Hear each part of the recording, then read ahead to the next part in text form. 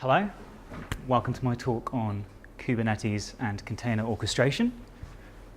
Subtitle, I don't know what a Kubernetes is, and at this point, I'm too afraid to ask. I'm aiming this talk at everyone who wants to understand containers and Kubernetes, but doesn't get to work with infrastructure every day. If you do get to work with infrastructure every day, don't worry, there'll be plenty of GIFs of cute animals, things like that. First things first, who am I? Why am I talking to you? My name is Jonathan, and I've spent the past couple of years building microservices in Golang and Python at various companies that run on Kubernetes.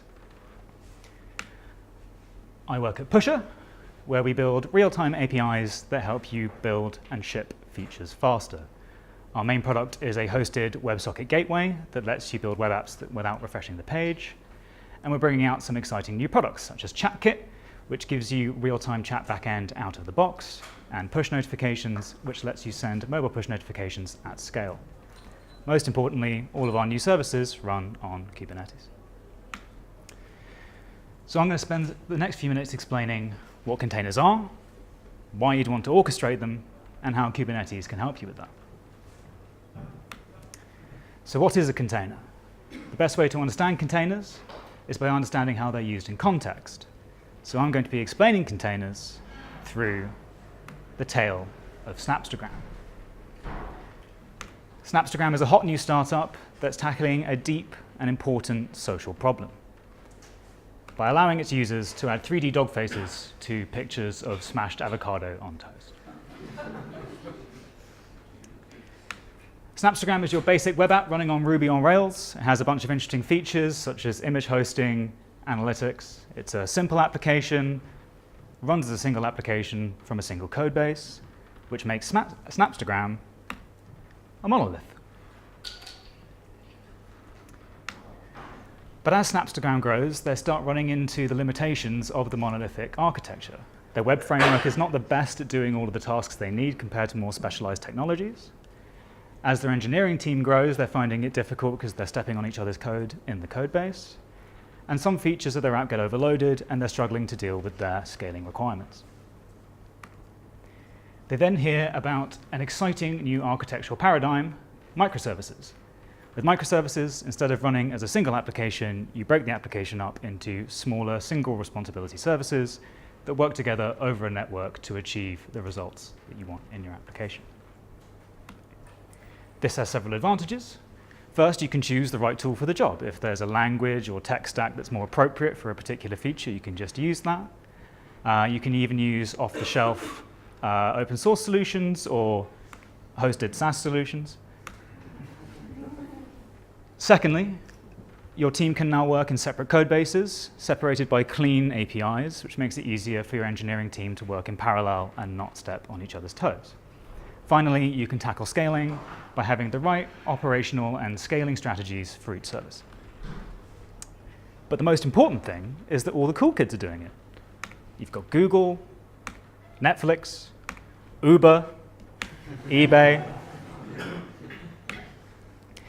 So Snapstagram take their monolith, they identify all the different responsibilities and features, do some engineering, and end up with Snapstagram on microservices. Their authentication is now a Golang service, their analytics are now some Node.js thing, etc. This is all well and good, but how are you going to deploy all of these services? In the old world, things were easy. You installed Ruby on Rails on a computer, and off you go. In the new world, things are a bit more difficult. You have to run multiple services on the same machine. This is actually more difficult than it sounds. The dashboard needs a different Java version to the reporting system. The logging system keeps overflowing the disk and crashing the backend. This is not fun for anyone involved. The solution to Snapstagram's woes is containerization. Wikipedia defines containerization like that, which is sort of easy to understand, not really. But I'm here to tell you that you already know what containerization is. You use containerized applications every day. You do that when you use your phone. The Facebook app can't see the files created by the Twitter application.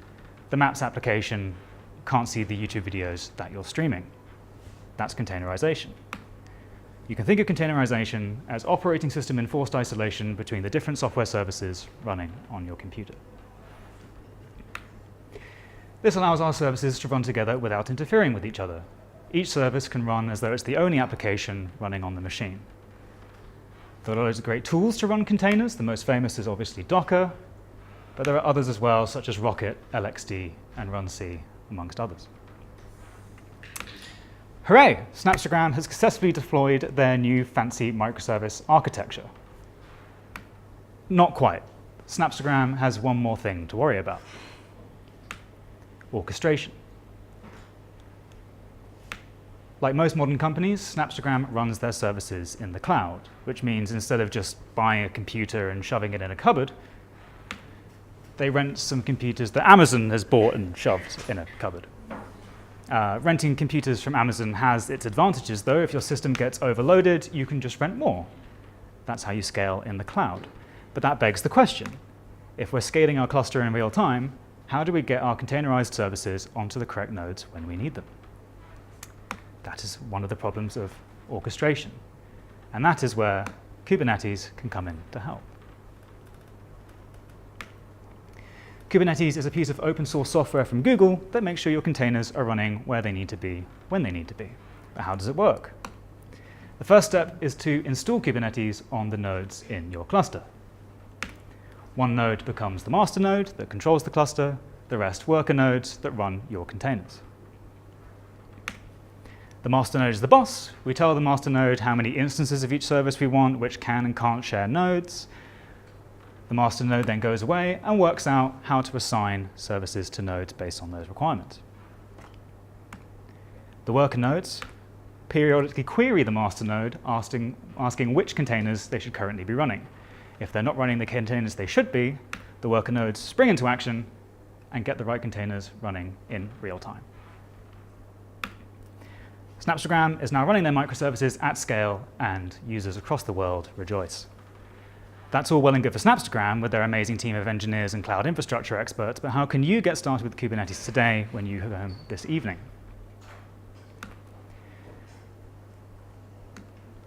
The first step to getting started with Kubernetes is to get your hands on a cluster. There are two ways I'd recommend doing this. The first is Google Cloud Platform. Google offer a 12-month free trial which gives you $300 worth of free cloud services. You can use this free credit to get their Kubernetes engine product that gives you a full cluster managed by Google for free. The second option I'd like to tell you about is Minikube. Minikube is an open source project that lets you run a single node Kubernetes cluster in a virtual machine on your laptop. It's a little less fully featured than a full cluster, but it's a great way to get started. You can get your hands on Minikube by going to their GitHub repository. Once you've got access to Kubernetes, the next question is to learn how to use it. The Kubernetes project has loads of great documentation, my favorite being an interactive tutorial that takes you through setting up a simple service on your cluster. You can get access to this on the project website. Once you're all set up, the only thing left is to get deploying and harness the full power of Kubernetes in your business. So in summary, containers are operating system isolated processes. Running containers at scale requires automated orchestration, and Kubernetes orchestrates your containers by using your requirements to assign nodes to containers. And that's all there is to it.